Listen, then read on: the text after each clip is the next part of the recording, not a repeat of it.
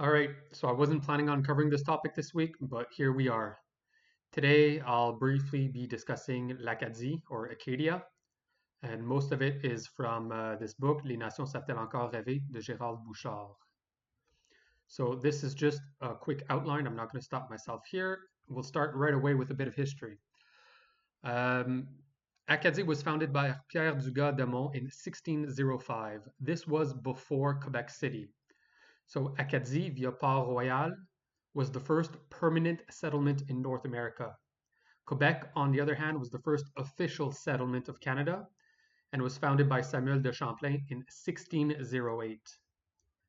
Pierre Dugas and Samuel de Champlain did work together. The former was a merchant and an explorer, and Champlain was his cartographer, who had actually no position of command. Now, to summarize the marking event of Acadie, I'll just play this Heritage Minute clip over here. It's well made and much better than I could do in a slide.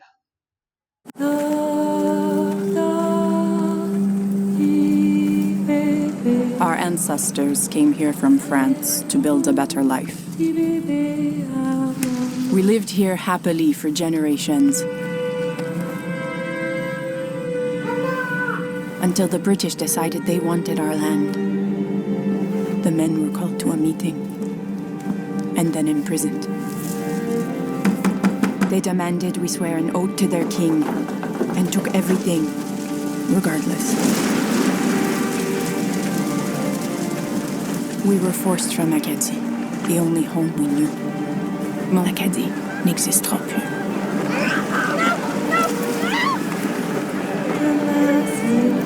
From 1755 to 1763, over 10,000 Acadians were ripped from their homeland. Despite this, Acadian culture endures in Atlantic Canada. So Acadia still exists, but don't look for it on a geographic map because you won't find it anywhere. Acadians are now dispersed across many provinces. So today, New Brunswick is home to the largest number of Acadians in Canada.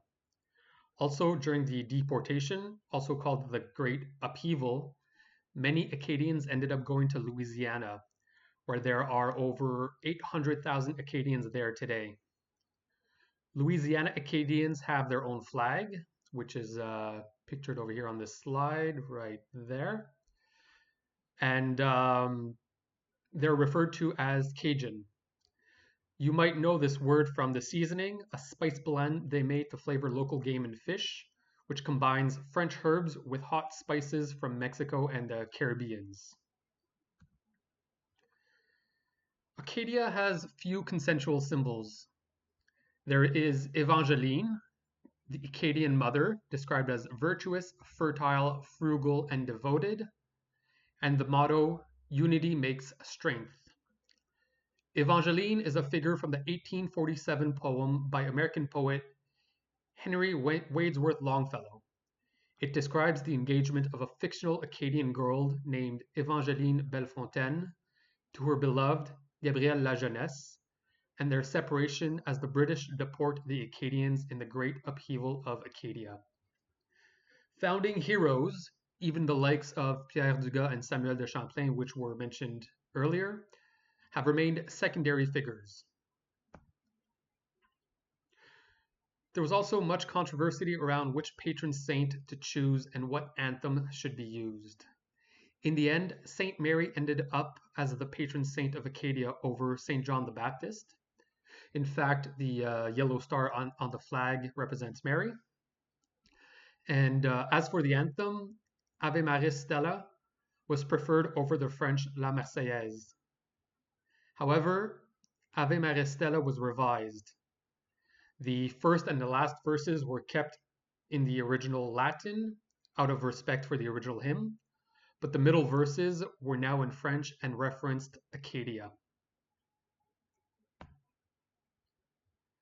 The Acadians were definitely not dealt a fair lot, and they have been described as a people who are lethargic, humiliated, deprived of leaders, poor and illiterate, and filled with the feeling of their inferiority and their powerlessness.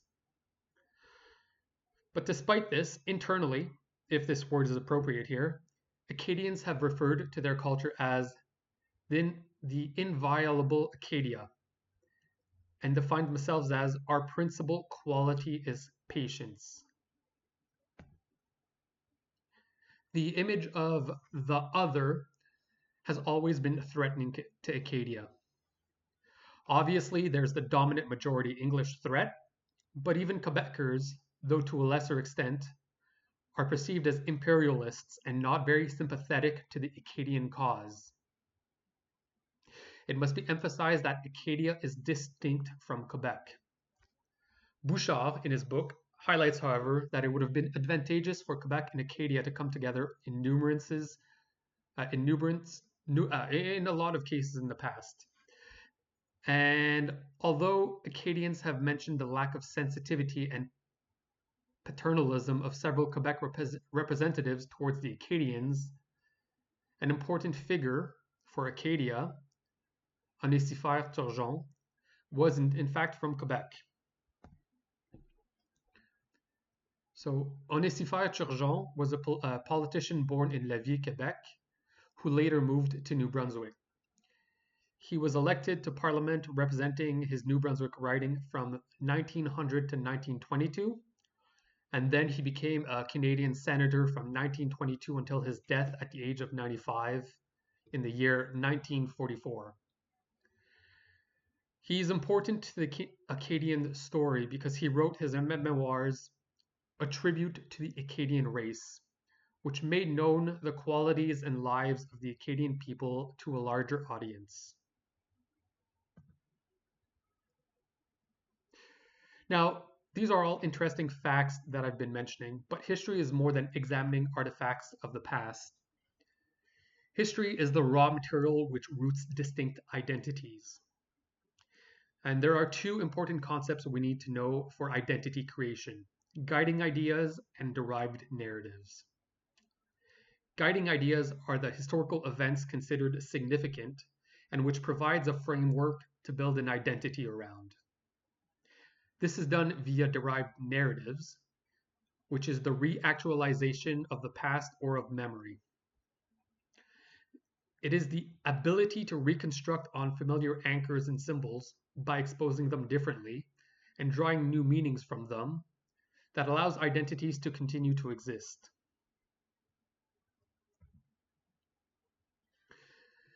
Now, the historic guiding of Acadia are a duty of survival through a mixture of two visions: passive resistance and a strong desire for reform and recovery.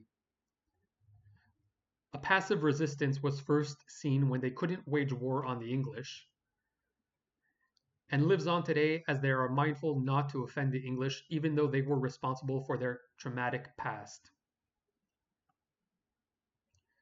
A strong desire for reform and recovery originated in a return to some golden age rooted in religious providence, but continues in its modern variant as a promised future worthy of entering history.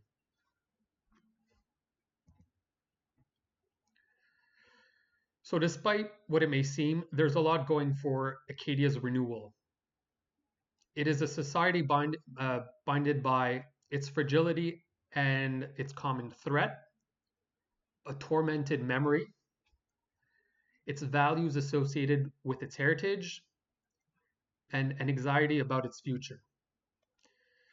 There's also the shared adventure that remains unfinished and is worth pursuing, even though the paths forward right now are not very clear. I will quote Bouchard on Acadia's call to action for modernity. This is a task that now falls to social and cultural elites, to translate the old guiding ideas into new derived narratives, which retain its original spirit, yet articulates them to the present context, in order to take on the anxieties and challenges of the day, and to open up concrete paths for the future. So, in terms of derived narratives, what has been produced so far?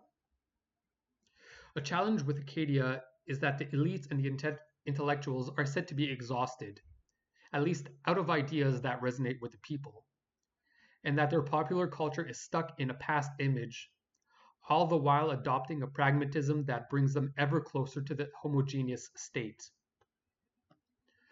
I won't name the myriad of paths that Bouchard described because they seem wholly unoriginal, as well as having a certain penchant for a solution akin to what happened in Quebec. That is, to turn French Canada into a powerful Quebec collective state.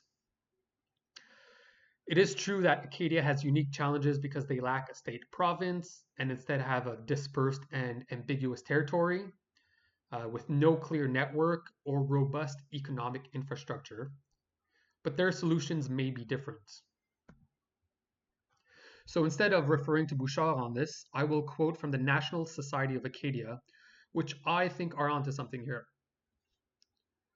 Don't look for Acadia on a map of Canada. You won't find it. And yet, it does indeed exist in the hearts of its inhabitants, and it is ready to welcome you. My Acadia is complex and uninhibited. She comes from elsewhere. She is raising an exogamous family and flourishing in several languages. My Acadia cannot be summed up. Far from cliches, it cannot be simplified. So I'll finish with a rad documentary on the French language, but it's in French, so some of you I might get lost, but give it a try.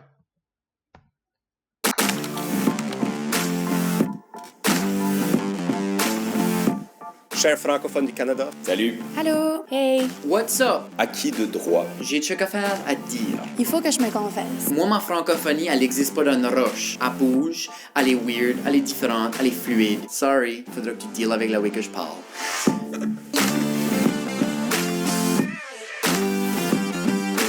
Je m'appelle Éric Dow, Gabriel Robichaud, Xavier Gould, Charlotte Hindi Leciolard, Lisa Savoie-Ferrand, originaire de la Baie-Sainte-Marie, en Nouvelle-Écosse. Je viens de Moncton, Nouveau-Brunswick. Je viens de la péninsule acadienne. De Moncton. Puis je suis un artiste queer acadien.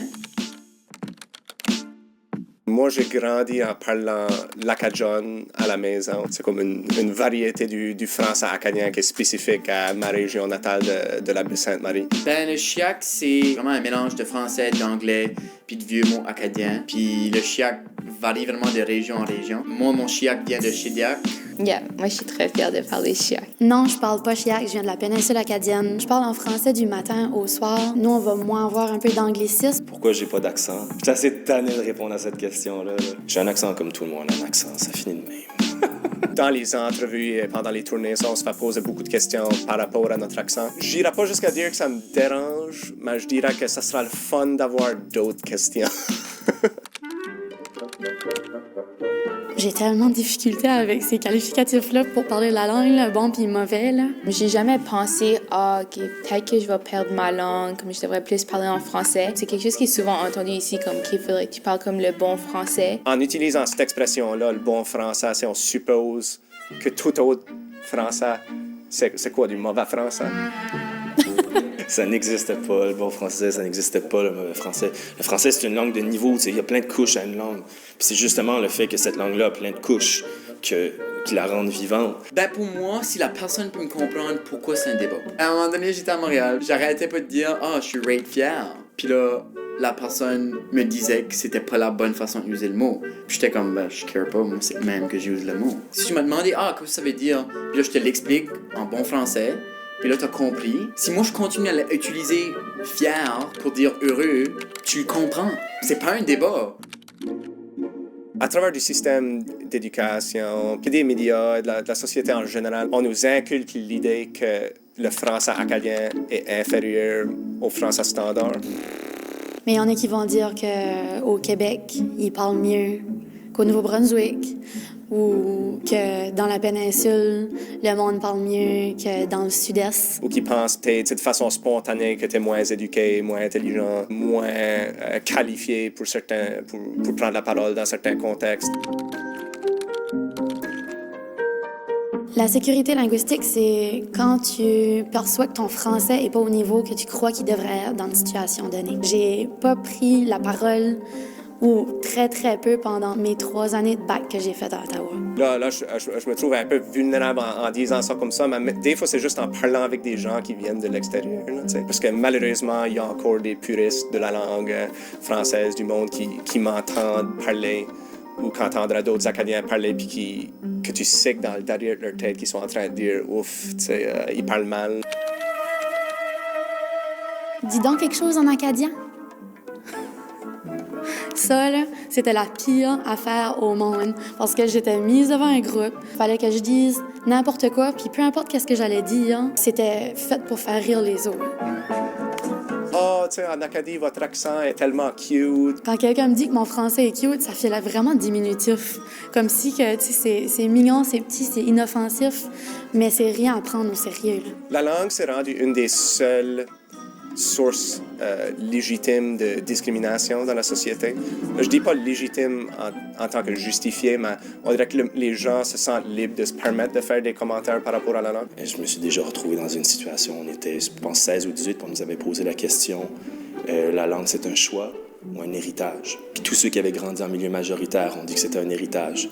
Tous ceux qui ont grandi en milieu minoritaire ont dit que c'était un choix. Pas parce que l'héritage est pas important, l'héritage est juste de nos jours plus suffisant. La langue normative française, ça vient pas rejoindre mon cœur, ça vient pas rejoindre mon cerveau. On est capable de comme traduire faire nos propres mots. Comme je trouve ça créatif. Faut pas nous effacer, faut pas effacer personne qui parle un entre-deux ou un mélange ou un extérieur de c'est quoi le français normatif. Faut pas les aliéner. De jouer dans la langue et d'en rire, je pense que c'est peut-être ce qui résume le mieux ce qu'on fait avec cette langue-là. On la tord, on joue avec les règles, on déjoue les règles, on la bâcle parfois, c'est certain, mais en même temps, c'est se permettre de faire ça à une langue, c'est de rendre cette langue-là vivante. Mon chien fait juste partie du fabric de qui ce que je suis. Il faut que je m'exprime de la façon-là, sinon il y a une partie de moi qui meurt. Yeah. Cher Franco. Madame, monsieur. Veuillez agréer, madame, monsieur, les salutations. Quoi? Attends, ça veuillez accepter l'expression de mes sentiments. Veuillez agréer, oui, c'est ça. Et mes sentiments? L'expression de mes sentiments les plus sincères. L'expression de mes sentiments les plus sincères. C'est ça? Je dirais jamais ça. C'est pas même, je dis bye au monde. Bye. Boirons plus tard. Soira. On se voit autour. Votre accent me rappelle le bois et les grands espaces verts. C'est comme... Ma francophonie file fucking ben à ma...